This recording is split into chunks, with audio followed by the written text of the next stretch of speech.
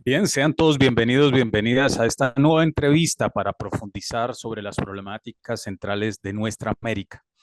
En estas semanas, o en este mes del 2024, junio del 2024, se dieron a conocer dos hechos que para nosotros son relevantes y que es necesario profundizar.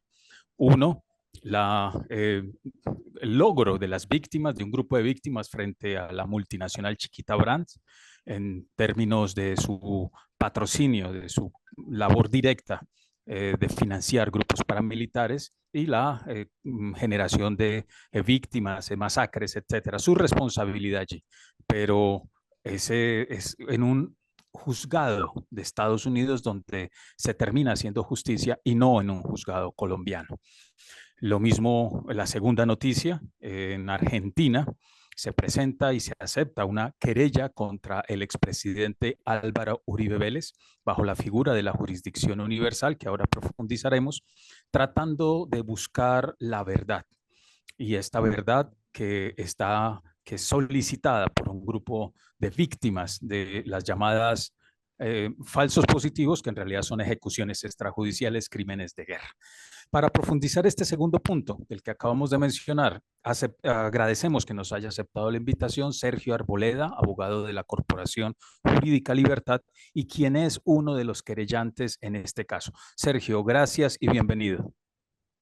Alfonso, muchas gracias a vos por la invitación y obviamente con toda la disposición para ahondar, explicar los detalles de esta acción internacional.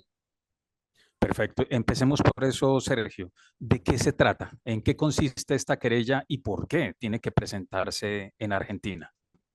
Bueno, es un contexto muy amplio.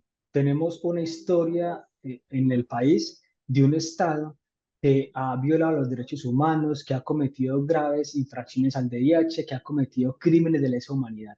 Pero a la par ha habido también mecanismos de impunidad que han protegido la responsabilidad de los máximos perpetradores. Hoy obviamente tenemos un debate alrededor de la responsabilidad de agentes estatales en el marco de la implementación y el funcionamiento de la Jurisdicción Especial para la Paz como un tribunal de justicia transicional. Evidentemente, eso nos ha llevado entonces a tener las miras puestas a la responsabilidad del Estado colombiano en las graves violaciones de los derechos humanos y infracciones al VIH y crímenes de lesa humanidad. Ello entonces, ese panorama de criminalidad estatal, histórica, y que además las ejecuciones extrajudiciales entonces enmarcan en eso que llamamos crímenes de lesa humanidad. ¿Y por qué crímenes de lesa humanidad? Porque fueron crímenes sistemáticos, es decir, obedecían a una política, obedecían también a una sistematicidad, pero también se dirigían contra la población civil. Estamos hablando entonces que la JEP ha documentado 6.402 casos, que es una cifra parcial, no es la definitiva, ocurridos entre 2002 y 2008. Ello entonces es importante señalarlo porque entonces estamos hablando, como lo he hecho ya en otros espacios, que el ejército asesinaba a 3 civiles diariamente durante todos estos años. O sea, era sistemático. Pero además que ocurrió en todo el territorio nacional. Es decir, que el ejército nacional se convirtió en una máquina de asesinar civiles y personas inocentes. Y esto entonces obedece lo que hemos también señalado en la querella, y es a el diseño de una infraestructura de política a partir de la política de seguridad democrática. Estamos hablando entonces de un contexto en el que el Plan Colombia, por ejemplo, tuvo una inyección de capital importante al Ejército Nacional y particularmente, por ejemplo, a la Cuarta Brigada, que fue la brigada que más dinero recibió del Plan Colombia y que asimismo es la brigada con mayor cifra de víctimas de ejecuciones extrajudiciales. Entonces, se ha presentado como la brigada más efectiva a nivel nacional, sus batallones o unidades tácticas han sido las más efectivas, pero cuando vamos a ver sus resultados, sus logros, son o se han dado a partir de reporte de falsos positivos o ejecuciones extrajudiciales.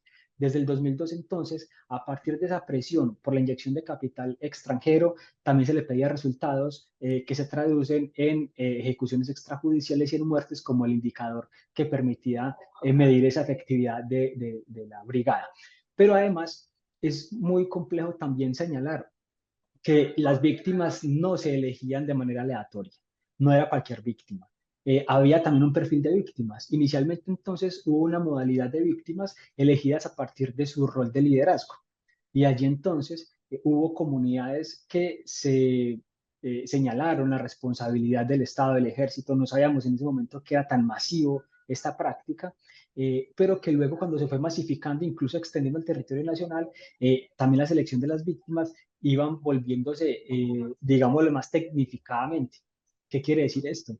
Que el ejército entonces lo que buscaba era desaparecer y arrebatarle la identidad a las víctimas para que las familias no supieran que estaban siendo asesinadas por el ejército y mucho menos bajo la modalidad de ejecuciones extrajudiciales. Y allí entonces cuando se masifica todo esto, las víctimas entonces ahora son habitantes de calle, cuyas familias todavía creen que siguen como habitantes de calle, personas sin empleo, digamos, a quien el ejército considera como su enemigo. En eso famoso que se ha llamado la doctrina del enemigo interno, y es a quienes o no están alineados con el Estado o con el statu quo. Entonces, este panorama de criminalidad estatal, esa masificación, esa sistematicidad y esa política alrededor también entonces de incentivar esta práctica criminal estaba dirigida a partir del marco de la implementación de la política de seguridad democrática, que incluso diseñó e implementó políticas para incentivar lo que llamaban las redes de cooperantes que hoy conocemos como guías, informantes, reclutadores de las víctimas, que incluso hemos tenido información que estos reclutadores iban y cobraban a la gobernación de Antioquia y a la alcaldía de Medellín dineros por pues, conseguir las víctimas para ejecutarlas. Eso, el porte de armas ilegal, porque a las víctimas les ponían armas que portaban de manera ilegal las tropas del Ejército Nacional. Se fue tecnificando esta práctica criminal por parte del Ejército y sus batallones, y entonces habían una participación de todos los niveles del Ejército.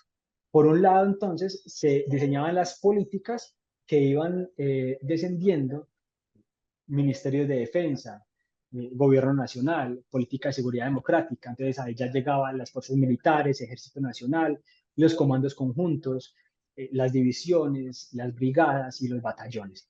Entonces, en la medida que se iba descendiendo la política, se iban ejecutando a las víctimas y hacia arriba se iban reportando los resultados con el propósito de hacer ver un ejército efectivo en la producción de bajas como resultados operacionales, y en ese sentido entonces un gobierno y un ejército que estaba ganando la guerra en ese momento y en ese contexto. Y evidentemente entonces empezamos a ver cambios de un aumento significativo y exponencial de las víctimas de ejecuciones. De 2002 a 2003 hay un aumento de 144% de las cifras de víctimas de ejecuciones. Entonces Antioquia se convierte en el departamento con mayor cifra de víctimas de ejecuciones, con el 25%. Es decir, que de cada 4 víctimas, una ocurría en Antioquia. Y el segundo departamento es el Meta. Pero aquí lo llamativo: una subregión de Antioquia, que es el oriente antioqueño, supera incluso al Meta en cifras de ejecuciones extrajudiciales. Solo el oriente antioqueño supera al Meta como ese territorio. Entonces, todo este contexto de criminalidad estatal estaba acompañado de mecanismos de impunidad. Y allí entonces nos dimos a la tarea de explorar alternativas para buscar justicia, buscar verdad, y que se estableciera la responsabilidad de los máximos perpetradores, no solamente agentes estatales, que reconocemos que la JEP hoy es la competente para abordar, analizar, investigar y juzgar a agentes estatales uniformados, es decir, militares y policías. Pero, ¿qué pasa entonces con la responsabilidad de las autoridades civiles? Hay que recordar que en el contexto de el sí y el no en el plebiscito, uno de los cambios que se incorporaron fue excluir a la jurisdicción de su competencia para investigar a expresidentes. Es decir, que la jurisdicción no puede abordar ni analizar la responsabilidad del expresidente Álvaro Uribe Vélez, que era quien direccionó la política e implementó la política de seguridad democrática. Entonces, y aquí, cuando hicimos un rastreo de los mecanismos que deberían abordar la responsabilidad del expresidente y sus ministros, nos dimos cuenta que no ha habido un impulso de investigaciones que estén dirigidas a esclarecer esto. Y en una democracia, Alfonso, eso es muy importante. Es muy importante investigar. Es muy importante esclarecer qué responsabilidad tuvo un expresidente, qué responsabilidad tuvo sus exministros, y con ello entonces darle fortaleza a una democracia o sancionar a los máximos perpetradores. Entonces, en toda esta información que tuvimos acceso, diligencias judiciales, pruebas documentales, testimonios, entre otros. La querella es un documento de más de 300 páginas y aportamos más de 260 elementos probatorios por ella, que también es una cifra parcial porque podemos seguir aportando pruebas. Eh, Pusimos de presente esto, el conocimiento que tenía el expresidente Uribe alrededor de la comisión de estos crímenes, las denuncias constantes que llevaron a cabo las organizaciones de derechos humanos, incluso Naciones Unidas al gobierno, o los consejos de seguridad donde el expresidente se reunía con las comunidades le denunciaban ese tipo de prácticas y él lo que ordenaba era arrasar. Eso ocurrió con el municipio de Granada, por ejemplo, y el corregimiento de Santa Ana, que ha sido uno de los territorios más golpeados por estas ejecuciones extrajudiciales. Y allí entonces, ante las denuncias de las ejecuciones extrajudiciales en su momento, la respuesta del expresidente públicamente es decirle a Mario Montoya Uribe: usted entra a Santa Ana y acabe con todo el mundo. Y esto entonces hace parte de esos mensajes que el expresidente enviaba al ejército para asesinar eh, o más bien para incentivar esta práctica al interior del ejército nacional. Perfecto. O sea, hay una serie de entramados institucionales y también de acciones directas públicas que se constituyen en pruebas directas de, bueno, la respuesta de quién dio la orden. Sergio, ¿qué es? Háblanos un poco de esa figura de la jurisdicción universal. ¿En qué consiste y en qué casos concretos se aplica para comprenderla bien? Bueno, durante la historia de la humanidad siempre hemos tenido la necesidad de investigar y esclarecer hechos que se configuran como graves crímenes internacionales. El Tribunal de Nuremberg fue el tribunal que intentó esclarecer la responsabilidad y establecer la responsabilidad del ejército nazi durante su expansión y criminalidad desplegada contra diferentes poblaciones y naciones. Y a partir de allí entonces se viene pensando la comunidad internacional cómo abordar este tipo de crímenes cometidos en un contexto de conflicto o a partir de una comisión de conductas que llamamos crímenes de lesa humanidad. Crímenes de lesa humanidad bajo el cual se conoce esta figura de ejecuciones extrajudiciales y que fue incorporado en el Estatuto de Roma, que ese instrumento internacional ha sido suscrito por parte de Colombia. Y en el Estatuto de Roma entonces se describen estos graves crímenes internacionales como genocidio, crímenes, infracciones al VIH, crímenes de guerra, esclavitud sexual o crímenes de lesa humanidad. Y se conocen como graves crímenes internacionales porque se dan en un contexto determinado. En este caso, por ejemplo, las ejecuciones extrajudiciales, cuando son concebidas como crímenes de lesa humanidad, está entonces refiriendo a que es tan grave estas conductas que afectan y violan lo más esencial del ser humano. Y por ser tan graves, entonces, se le da la potestad a que cualquier juez del mundo pueda investigar estos crímenes porque por su gravedad y por contextos de impunidad, entonces, en el territorio nacional no se pueden investigar. Allí, entonces, tenemos otros casos que son referentes internacionales, el caso de Pinochet, el caso de la dictadura incluso argentina, el caso de los crímenes del franquismo, que han sido abordados por tribunales diferentes o juzgados diferentes a los nacionales, porque estas personas y esos criminales internacionales entonces cuentan con la protección, ya sea por incapacidad de sus aparatos de justicia o por falta de voluntad, o incluso, como en el caso de la JEP, por exclusión de la competencia. Entonces, la jurisdicción universal es la posibilidad y es el principio que implica que un juez de otro país pueda abordar estos casos por su naturaleza de crimen de lesa humanidad, por su gravedad internacional y porque las víctimas necesitan acceder a verdad, a reparación integral, a su dignificación, a que no se vuelvan a repetir estas conductas, pero sobre todo para que haya estas garantías de respeto a los derechos humanos, que fue a lo que Colombia se comprometió cuando suscribió el Estatuto de Roma, por ejemplo. Entonces, este principio es muy importante para los pueblos y para las víctimas, toda vez que permite que podamos acudir a un aparato de justicia diferente al colombiano para abordar ese tipo de debates probatorios que, como dije previamente, hace parte también de lo que una democracia debería contener. Es decir, estamos diciendo que hay una figura que permite que jueces de otros países puedan adelantar casos contra graves violaciones, contra ofensas graves contra la humanidad, y ese es el caso de Colombia, y es el caso concreto de los hechos cometidos y empujados, impulsados por el expresidente Álvaro Uribe. ¿En qué estado está la querella y qué sigue? Bueno, voy a hacer un recuento de lo que ha sucedido en el marco de la querella. Cuando hablamos de la jurisdicción universal, estamos hablando que las víctimas acuden a otro juez para que conozca estos casos, pero entonces esas víctimas aceptan que el proceso se lleve a cabo por las reglas procesales de ese país, en este caso Argentina, por ejemplo.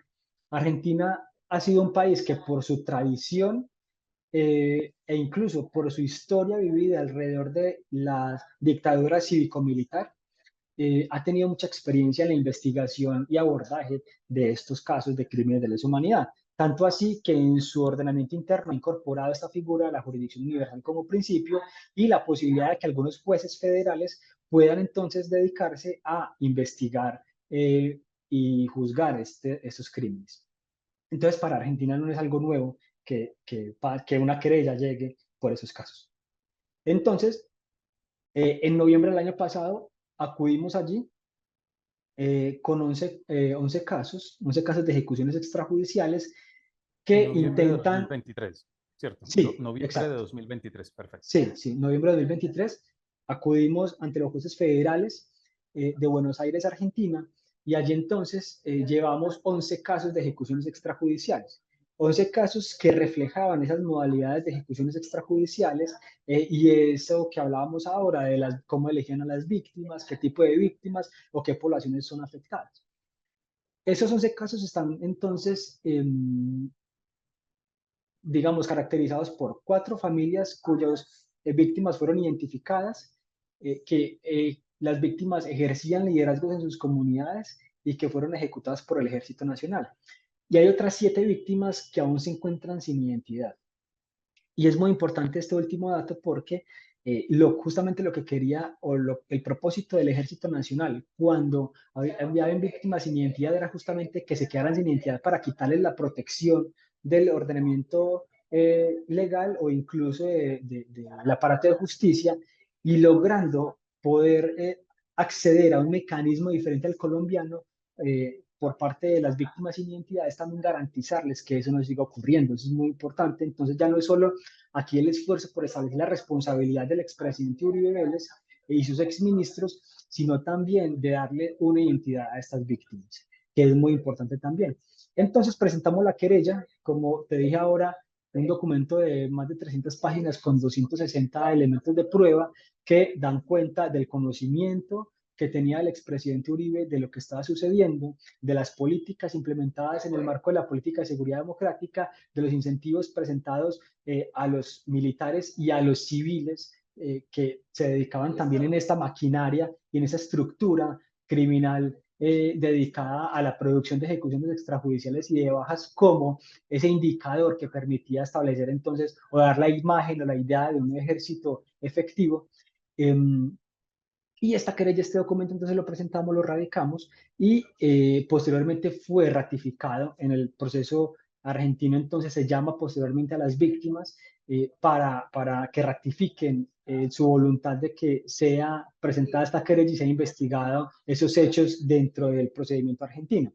Entonces, posteriormente entonces se hizo esta ratificación por parte de las víctimas a partir entonces de la diligencia judicial en la cual estuvo el abogado argentino que nos acompaña en este proceso, que es Máximo Castex.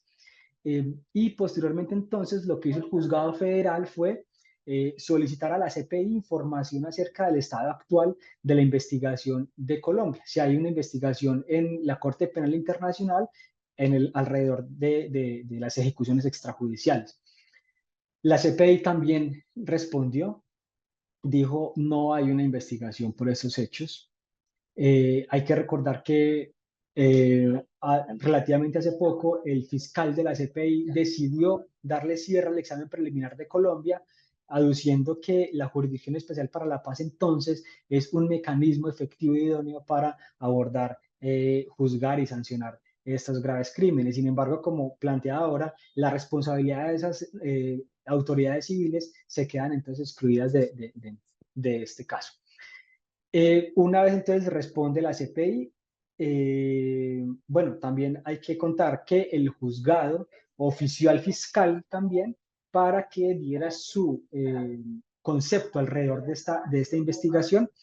Para nosotros fue una respuesta positiva porque el fiscal lo que planteó es la necesidad de que se abra formalmente esta investigación y solicitó al juzgado la remisión de un oficio a las autoridades judiciales y civiles colombianas para que alleguen información que pueda servir para esclarecer no solo los hechos victimizantes, sino también la responsabilidad que tuvo el expresidente Uribe y sus exministros en la Comisión de las Ejecuciones Extrajudiciales, su nivel de participación, de conocimiento, etcétera. Y ahora entonces lo que se ha dado es el reconocimiento de las víctimas dentro del proceso. Eso es muy importante, ¿por qué? Porque el juzgado ha sostenido que se logró comprobar la existencia de los hechos victimizantes, la afectación de las familias alrededor de esta comisión de falsos positivos o ejecuciones sumarias por parte del Ejército Nacional y que entonces las víctimas podrán participar como parte en el proceso, solicitando prácticas probatorias, allegando información, realizando peticiones y allí entonces es un pequeño paso que se da alrededor de el reconocimiento de las víctimas. Y esto, ¿por qué es importante? Porque también en el debate estaba si el juzgado federal argentino iba a aceptar la condición de víctimas. Entonces, digamos que es un avance y para las víctimas evidentemente es algo significativo toda vez que hoy un juez federal argentino le está diciendo vamos a continuar con el proceso y ahora hay que esperar entonces su pronunciamiento alrededor de la apertura formal de la investigación contra el expresidente Uribe. Perfecto. Muy claro, muy claro. Mencionas que el expresidente Uribe, pero también sus ministros. Dentro de sus ministros estaba Santos, el quien fue el presidente Santos. También está allí. Sí, es que mira, Alfonso, cuando uno aborda dentro de un procedimiento penal, un proceso penal, la responsabilidad de alguien, como la figura del expresidente, no se puede llegar directamente a él. Hay que ir escalando. Entonces, por ejemplo, hoy la JEP y la justicia ordinaria también, porque hay casos en los que la fiscalía y los jueces de justicia ordinaria avanzaron en el establecimiento de responsabilidades, iban avanzando de los soldados profesionales a los tenientes, capitanes, mayores, generales. Es decir, hay que ir escalando en la responsabilidad. Y no podríamos llegar directamente al expresidente Uribe sin pasar por sus ministros, porque entre el Ejército Nacional y el expresidente ahí falta un eslabón, que es cómo esa política del gobierno se descendía en el ejército y ahí entonces ese eslabón es el Ministerio de Defensa y quien ejercía el cargo de ministro. Como vos planteabas, en este caso es el expresidente Juan Manuel Santos en su rol, o uno de los exministros es Juan Manuel Santos en su rol de ministro de Defensa y también en su figura de quien firmó el proceso de paz con la guerrilla de las FARC y el Premio Nobel de Paz también, que digamos que es una figura ahí cuestionada alrededor entonces de su participación en la Comisión de las Ejecuciones Extrajudiciales. Y Marta Lucía Ramírez también. Bien, me quedan, bueno, creo que vamos a necesitar otro programa porque son muchas las preguntas que van quedando y el tiempo se nos está agotando. Pero quedan, entre las que quiero resaltar ahora, en términos de, bueno, estás mencionando las decisiones que se toman en cascada hacia abajo y la definición de responsabilidades hacia arriba. En esto que es una máquina de muerte, en realidad, casi que una industria, casi que un negocio de la muerte, porque ahí se vinculaban también dineros y ascensos y premios. ¿Qué pasó? Aunque me salgo un poco de la línea argumentativa, ¿qué crees que pasó con la formación de los militares? La formación de los militares estaba en cabeza también del Plan Colombia. Ahí hay una gran responsabilidad. ¿Qué crees que pudo haber pasado allí? Aunque hago un paréntesis que me asalta esa duda. No, ve Alfonso, es que justamente a esa parte también de ese plan criminal o esa política al interior del Ejército Nacional y es cómo instruían a un soldado para que asesinara a un campesino a sangre fría y no tuviese ningún reparo para hacerlo. Y eso me hace entonces devolverme en el tiempo y en el contexto de la instauración en nuestro ejército de esa doctrina del enemigo interno. Hay que recordar un hecho histórico y es esa construcción del enemigo interno alrededor de la Escuela de las Américas. Hay que recordar que la Escuela de las Américas es un centro de formación que aún existe y que se da después de la Guerra Fría, donde Estados Unidos lo que hace es intentar pasar por allí todos los ejércitos latinoamericanos para combatir el comunismo. Colombia entonces es el país que más agentes estatales ha pasado por esa escuela de formación. Y allí entonces nos clasifican por colores y allí entonces también nos asumen como enemigos.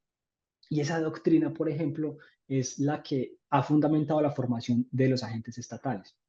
Cuando hemos estado en diligencias judiciales en el marco pues, de versiones voluntarias en la Jurisdicción Especial para la Paz, hemos preguntado acerca de las consignas que gritaban los militares dentro de sus formaciones, por ejemplo. Y eso de bañarse en sangre, de mochar cabezas, y que consideren entonces que los campesinos son su enemigo, hacen legítimo esa decisión de asesinarlos porque para ellos hay que acabar con el enemigo, hay que mocharles la cabeza y por ende entonces un campesino representa a ese enemigo. Entonces es muy, muy complejo y además porque hay otras razones. Yo le preguntaba a un militar en algún momento porque que él operaba en el Urabá, yo le preguntaba por qué no combatir a las FARC, que tenía presencia allí cerquita donde estaba su unidad táctica. Y él me decía, yo para qué voy a arriesgar mi vida yéndome a combatir a las FARC si tenía un campesino y con el campesino también podría presentar los mismos resultados y no arriesgaba mi vida. Entonces, son muchos factores alrededor de por qué cometían esos crímenes y su formación, por ejemplo. Entonces, cuando uno incluso hoy escucha los relatos de los militares en las diligencias judiciales en la justicia transicional, se justifican. Por ejemplo, dicen, sí, los asesinamos de manera irregular, pero solo nos equivocamos en la forma como los matamos, porque si eran guerrilleros, si apoyaban a la guerrilla. Entonces, todo lo que represente para ellos algún riesgo para el Estado hay que eliminarlo. Y intentan tener relatos que justifican esas conductas o incluso que no solo las justifican, sino que hoy defienden la postura de que a la insurgencia hay que asesinarlo, que el ser humano hay que mocharle la cabeza, hay que nadar en piscinas de sangre. Ojalá en algún momento sean públicas las versiones voluntarias de comandantes como Mario Montoya Uribe, como González Oscar Enrique González Peña, que fueron comandantes de la Cuarta Brigada y que llegaron a ser comandantes del Ejército Nacional, y en sus relatos van a encontrar cómo intentan justificar esos crímenes. Entonces, claro, hay un discurso, pero eso también o implica una instauración dentro de la formación de los militares para no tener ningún escrúpulo a la hora de asesinar campesinos, por ejemplo.